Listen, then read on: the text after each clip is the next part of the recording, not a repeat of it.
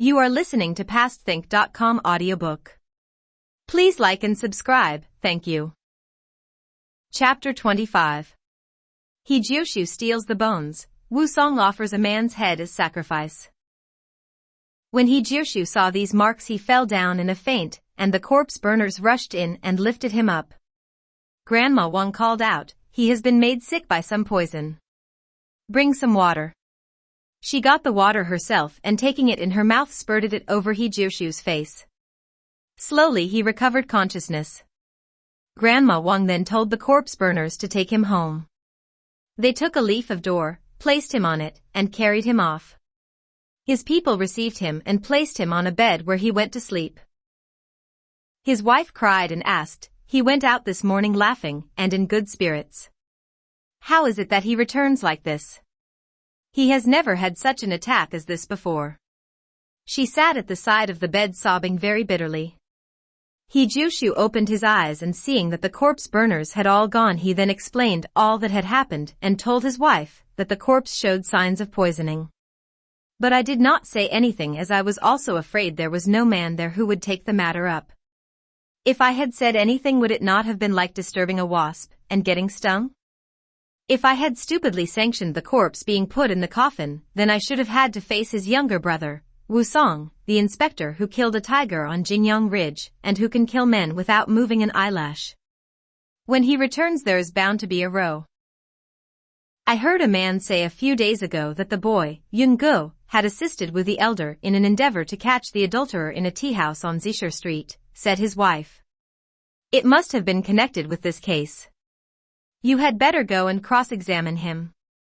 At present there is no difficulty, and you can just allow the corpse burners to put the corpse in the coffin, and they can get their instructions from the wife as to when the funeral will take place. If they postpone the funeral until Wusong returns we can assume that everything is really above board. Even if they bury the dead before he arrives we need not worry. But if they arrange for the body to be cremated then indeed we may expect that there has been something strange. You can attend the funeral without creating any suspicion, and after the cremation you can get some bones which, and together with those 10 taels of silver will be very important proofs. If Wusong does not make any inquiries then Shimanqing will not lose face, and everything will be finished. A wise wife in the home I have," said He Jiushu. "You see things quite clearly." Forthwith he told the corpse burners that he was sick, and they themselves could go and dress the body, and ask Pan Jinlian when the funeral would take place. They must report to him what she said. If she gave them money they could divide it equally among themselves, but if she wanted to give him money he would not accept it. The corpse burners went to Pan Jinlian's house and duly dressed the body. After everything had been arranged they returned to He Jiushu, and told him that Jinlian had said that the funeral would take place after 3 days, and they were to cremate the body outside the town. They then divided the money and departed. He Jiushu said to his wife, "What you said has come true, and I will go to the funeral and get the bones as you suggested." During the night Grandma Wang had repeatedly urged Jinlian to stay with the dead. The next day she got 4 monks to intone their prayers. On the 3rd day the corpse burners came to carry away the coffin, and many of the neighbors followed in the procession.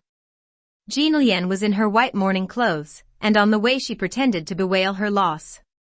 When outside the town they came to the crematorium, where the attendants were told to get the fire ready.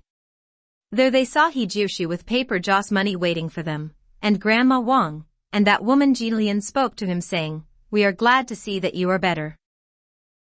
Some days ago I bought some cakes from Wu the elder, and was worried because I had not paid him, so I decided to come to his funeral and pay this paper money to his spirit." "How honest you are," said Grandma Wang. When He Jiushu had burnt his offering, he told Jinlian that the men were now ready for the cremating. The ladies thanked him for his trouble to which he replied that he was only too pleased to be able to do some assistance. He then suggested that they might retire to the guest room in the adjoining temple and entertain the neighbors. He would attend to the other part of the business. When they had gone he supervised the burning of the corpse, and when it was over he took 2 bones and dipped them in a pool of water near at hand. He saw that they were quite black. After hiding the bones, he went to the guest room of the temple and joined in the general conversation. After a time, the corpse burners gathered the bones of the body and cooled them in the pool of water. At last all the neighbors had left on their way home. Hijushu took the 2 bones home, wrapped them in paper, and recorded carefully on a paper the date, and also the names of the neighbors who had been to the funeral. He then wrapped them along with the silver in a bundle, and put them carefully away in the house. Upon returning home, Pan Jinlian erected a tablet in the front room, and wrote on it the characters, "In memory of the late Wu the elder." She then placed a glass lamp in front of the mourning curtain, and hung there much paper joss money, gold and silver imitations. But every day she received Shimanqing in her bedroom. Previously at Grandma Wang's place there had always been need for caution, but now in her own house there was not the least cause for any restraint, and Shimanqing could stay there all night. All the neighbors knew what was going on, but they were also afraid of Shimanqing's power and influence that they dared not say a word about it. There is a saying, extreme pleasure is followed by sorrow, extreme sorrow must be followed by something better. Now let us turn to Wu Song. Time passes with great speed. He duly reached the eastern capital, and presented the magistrate's letter and the presents to the latter's relative in accordance with the orders he had received. After doing this he had several days of leisure, and spent them strolling about the streets. Then he received the reply, and departed for Yeongdo County. Altogether his journey there to and fro had taken about 2 months.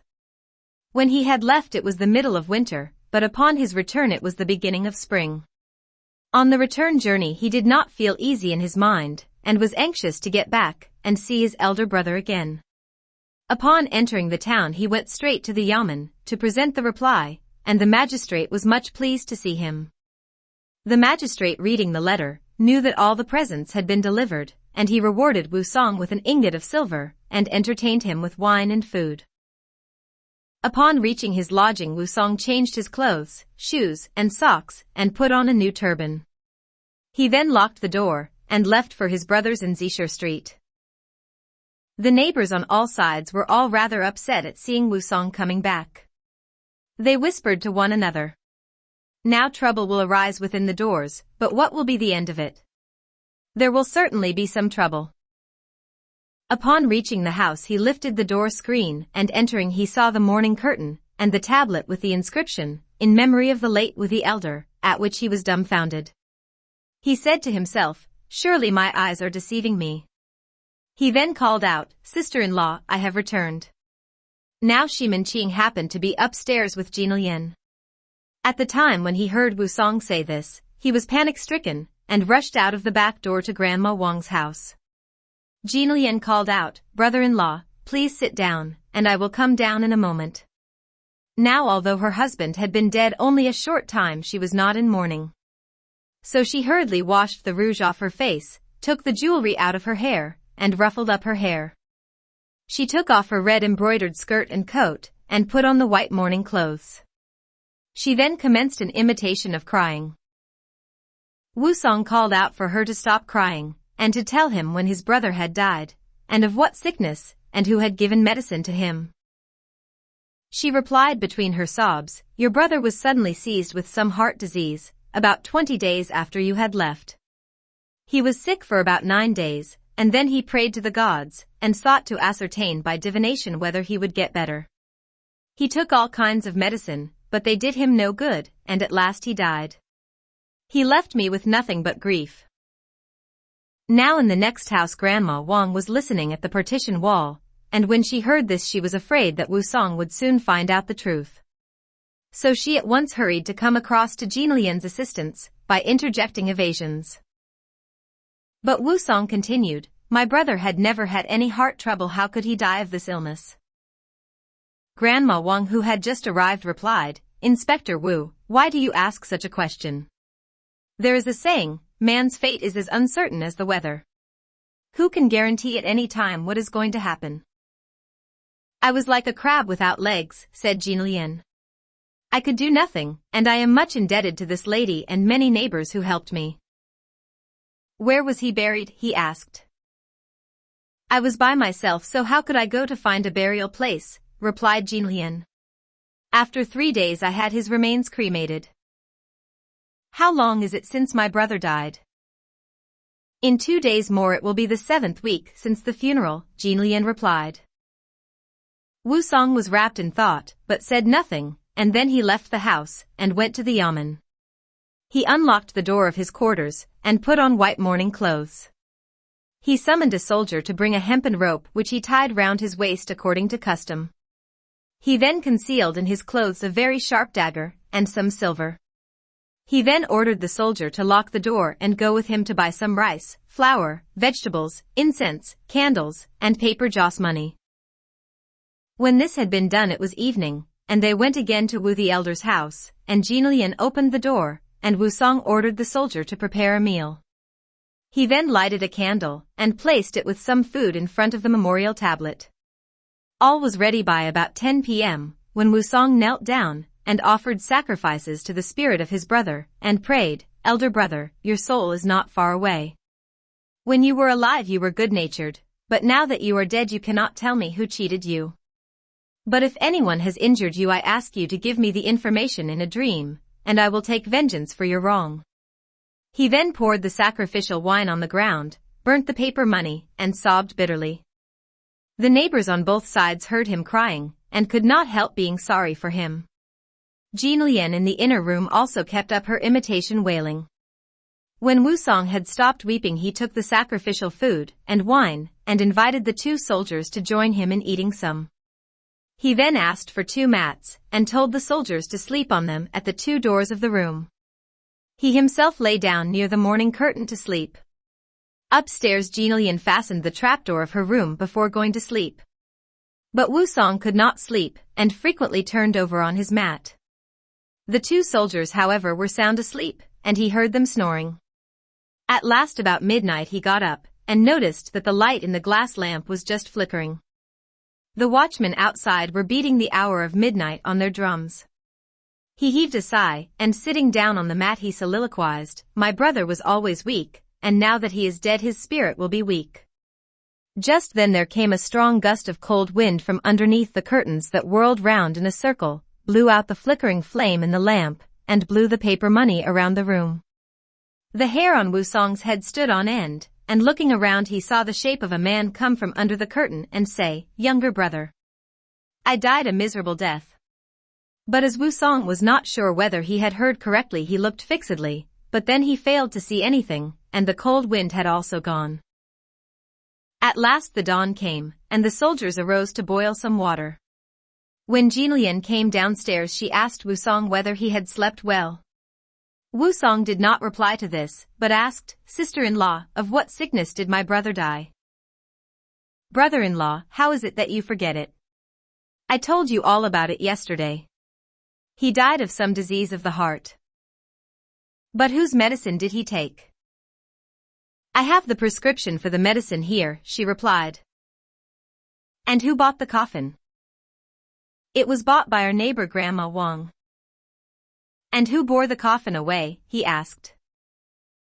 "That was arranged by the neighborhood chief, He Jiushu." "So it was like that. Well, I must now go and attend roll call at the yamen." He then left with the 2 soldiers, and when outside on the Zisher street, he asked them if they knew He Jiushu, the neighborhood chief. They replied that they knew him well, and that he lived on the Shitsi street. He asked them to take him there, and when they reached the house he dismissed them. Wu Song pushed the door open, and called out, "Is He Jiushu at home?" When He Jiushu heard this he was very flurried, but he quickly got the parcel containing the bones and silver, and hid them in his clothes. He then went to meet Wu Song. He greeted him with the question, "Inspector, when did you return?" Wu Song replied that he had come back yesterday, and as he had something to discuss with him he asked him to accompany him to some other place. "Inspector, I will accompany you, but before we go please take a little tea." Wu Song declined the invitation. They both then went to a restaurant in an alley, and ordered wine. "Inspector, you have just arrived, and I ought to ask you to drink wine. It is contrary to the usual procedure for you to ask me to take wine." He Jiushu however really had a good idea of what was coming. The waiter brought the wine, and they drank it, but still Wusong did not speak. He Jiushu did not like this continued silence, and became confounded as to the outcome, so he thought he might introduce some other matter, but Wusong paid no attention to anything he said.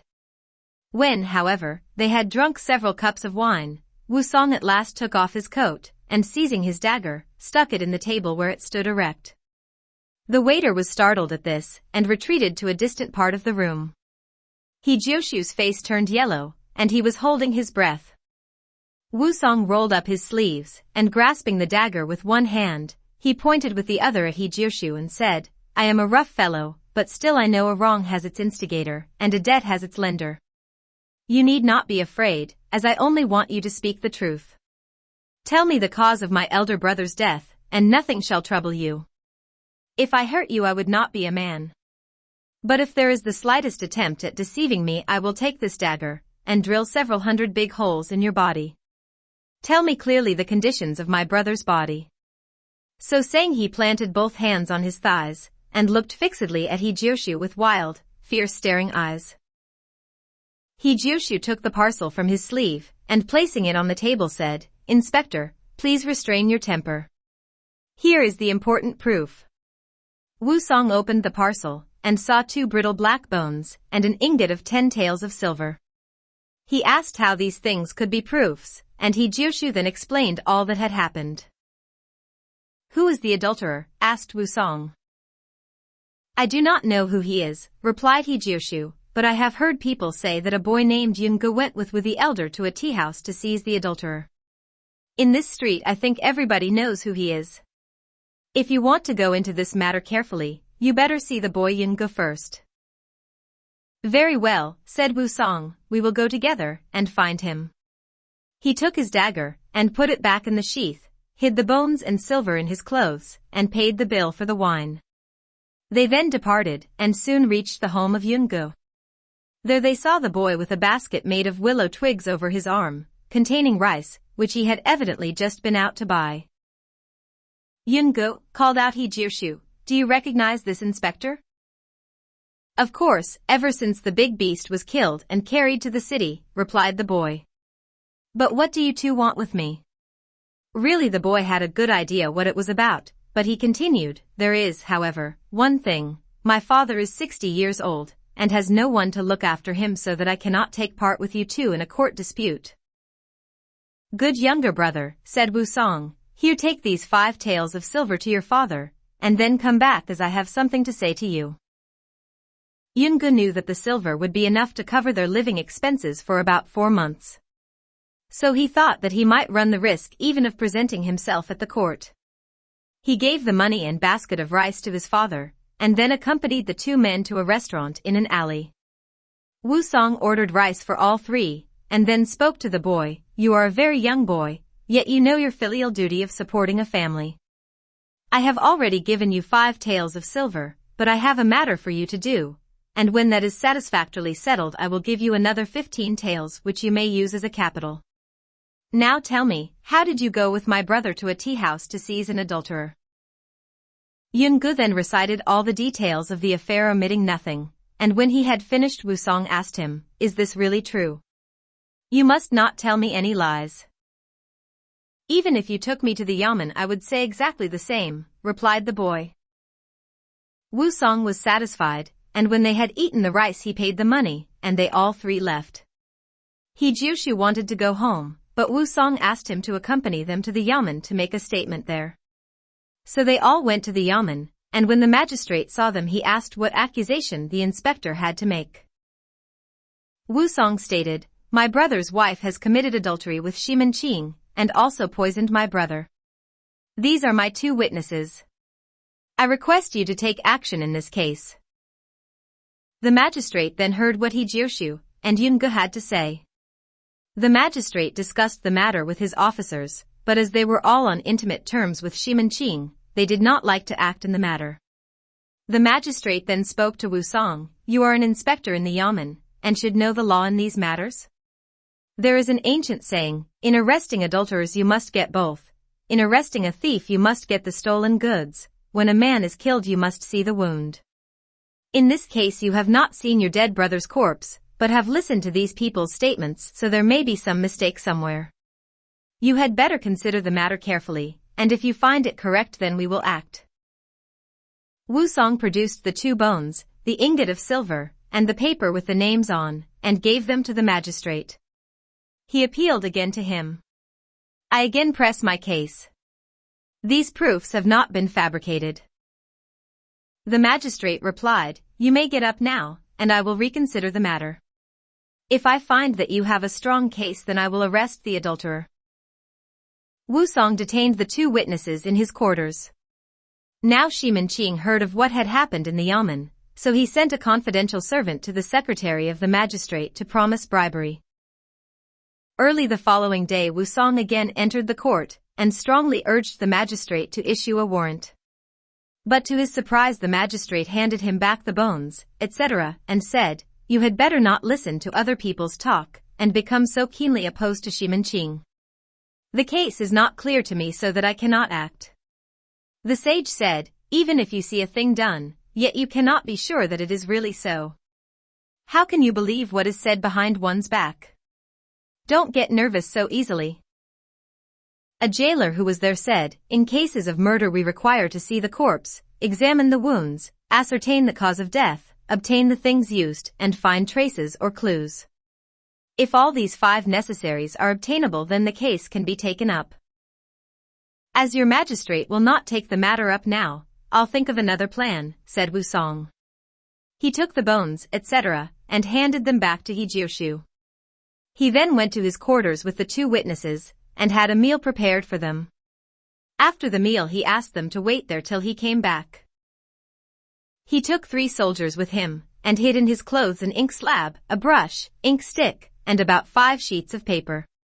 He sent 2 of the soldiers to buy a pig's head, a goose, a chicken, some wine, and fruit, and take them to Pan Jinlian's house. He then took the 1 soldier with him to the same place, where he arrived about 10 a.m. Jinlian was already aware that his appeal for justice at the yamen had failed, so she was not afraid of him, and felt quite confident of herself. Wusong called out, "Sister-in-law, please come downstairs as I have something to say to you." She presently came down, and then asked him what he had to say. "Tomorrow will be the end of the 7th week for sacrificing to my elder brother's spirit. You have caused trouble to the neighbors, so now I am thinking of giving them a feast, so I have bought some wine, etc." She was pleased with this, but asked what he wanted to thank them for. "We must not be stinting in courtesy." He then told the soldier to light 2 candles in front of the mourning curtain.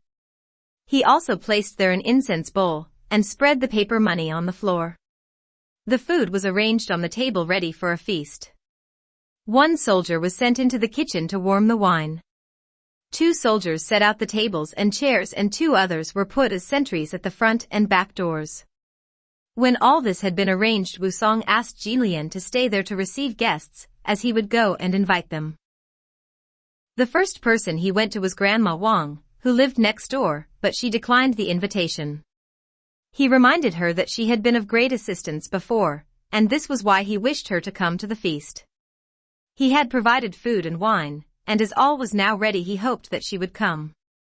She at last agreed, took down the shop signboard, closed the door, and then went out by the back door to Jinlian's house. Wusong there asked Jinlian to take the seat of honor, and Grandma Wang sit opposite to her. Grandma Wang had got the news from Shimin-Ching, so she drank the wine without restraint. But both women were wondering what Wusong was going to do. Wusong then went and invited a silversmith named Yao Wenqing to come to the feast, but he said he was too busy. But Wusong pressed him to go, and asked him even to drink 1 cup of wine, and then leave. At last Yao agreed to go, and Wusong got him to sit next to Grandma Wang. Wusong then called on another neighbor called Zhao Zhoming, who was a maker of paper horses for funerals. He also pretended to be very busy in his shop, and begged to be excused. But Wusong pressed the invitation, and said that most of the neighbors were already there so he could not stay away. At last he also consented, and upon reaching the house Wusong asked him to sit next to Jinlian on account of his venerable age. Wusong next went to invite Hu Jingqing to the feast. He had a shop for the sale of cold wine, but as he had previously been an employee at the yamen he suspected that Wu Song was arranging something, so he declined to go. But Wu Song would not agree to this, and at last dragged him off by force, and made him sit next to Zhao.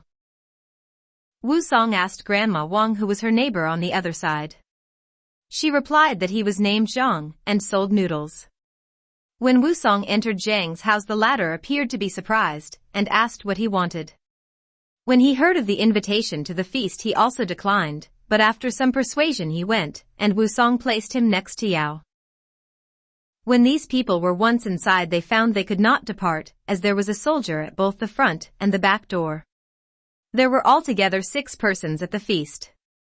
Wu Song took a stool, and sat down at one side of the table. He then told the soldiers to close the doors. When fresh warm wine had been served by the soldiers, Wu Song saluted the gathering and addressed them. I hope that you, honorable neighbors, will forgive my rude manner of inviting you to attend this feast. They replied, we, mean people, ought to have welcomed you back from your journey, but instead you have invited us to this feast. This is only a small affair, but I hope that you will not laugh at it. The soldier came round and filled up their cups with wine.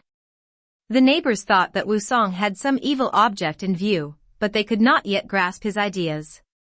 When they all had drunk 3 cups of wine, Hu Jingqing got up, and said that he must now go as he was very busy. But Wu Song would not let him go. Since you have come, how can you go? Even if you are busy you must stay. Hu Jingqing was very much unset by this, and his heart was beating like 15 buckets being hurriedly lowered into a well for water, 8 going down while 7 were coming up. He thought that as Wu Song had pressed him to come and drink wine, and now strongly objected to his leaving, there must be something else coming. Wu Song called for more wine, and the soldier kept on filling their cups until they had all had 7 cups, so that they all began to feel like having eaten the Dowager Empress Lu's B.C. 180,000 feasts. Then Wu Song told the soldier to clear the table, and said that they would resume their feast later on. When this had been done the neighbors all got up to take their leave, but Wu Song caught hold of those on either side of him, and asked them to wait as he had something to say to them. He then asked which of them could write characters, to which Yao replied that Hu Jingqing was a good writer, and Wu Song asked the latter with salutation to oblige him in that work. He then rolled up his sleeves, drew forth his dagger, and placed the hilt against his breast with the blade pointing outwards, and then with wide glaring eyes he addressed them, honorable neighbor. There is a saying, a wrong has a source, a loan has a lender. Now I want you all to act as witnesses. He then seized hold of Pan Jinlian with his left hand, and pointed with his right hand at Grandma Wang. The neighbors were astounded at this unexpected movement, and stood with open mouths looking at each other, but not one of them dared say a word. Wu Song called out, neighbors, you must not be afraid. You know that I am a rough man.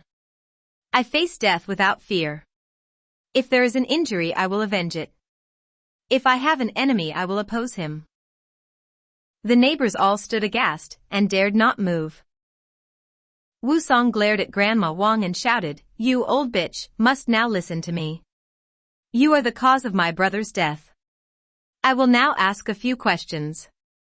He then turned his head and addressed Pan Jinlian, you slut. How did you kill my brother? If you speak the truth I will spare you. Jinlian replied to this, brother-in-law, how unreasonable you are. Your brother died of some heart trouble, and I had nothing to do with it. She had hardly finished saying this when Wu Song caught her by the hair, and with the other hand grasping her clothes he lifted her, and placed her on the ground in front of the mourning curtain. He held her in that position by standing on her with both feet. Then taking his dagger in his hand he spoke to Grandma Wang, you old bitch. Now you speak the truth. She would have liked to escape, but she could not move an inch. She said, Inspector, you need not get angry. I will tell you all about it. Wu Song ordered the soldier to arrange on the table the paper, ink brush, and ink slab, and pointing his dagger at Hu Jingqing he told him to write down every sentence as it was spoken. Hu Jingqing was trembling with fright, and he stuttered in reply, I will, write. He then rubbed the ink on the slab, took up the pen, and then told Grandma Wang to speak the truth. Grandma Wang replied, "It is not my affair. What do you want me to say?"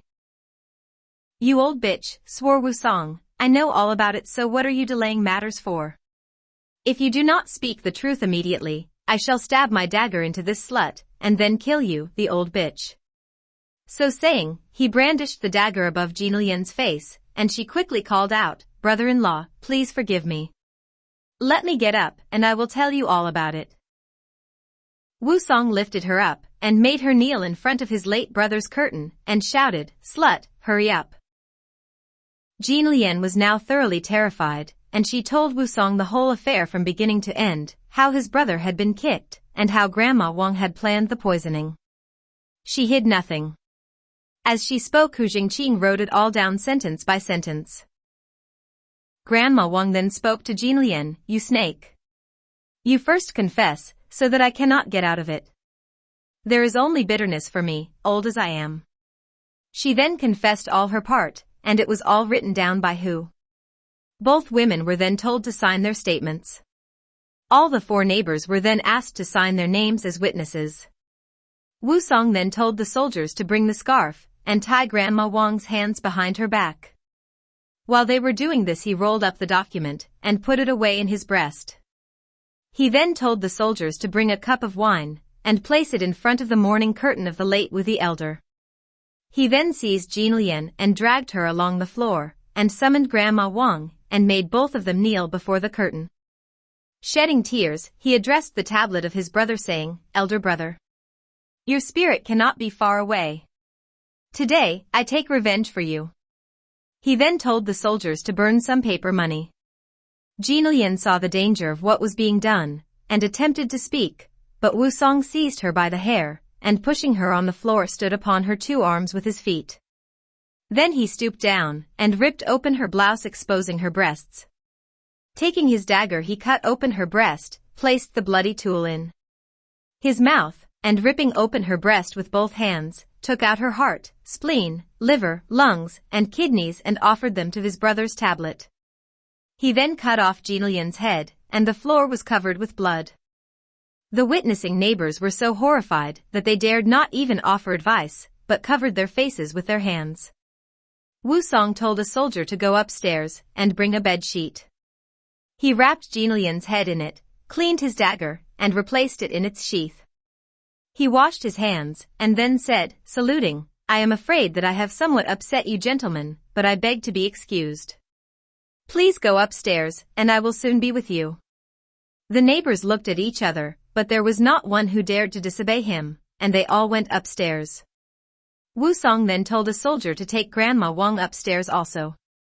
The trapdoor upstairs was closed, and he placed 2 soldiers as sentries to watch the place. Wusong then left with the bundle containing Jin Lian's head, and hurried off to Shiman Qing's medicine shop. Upon arrival there he asked the manager whether his master was in, and was informed that he had just gone out.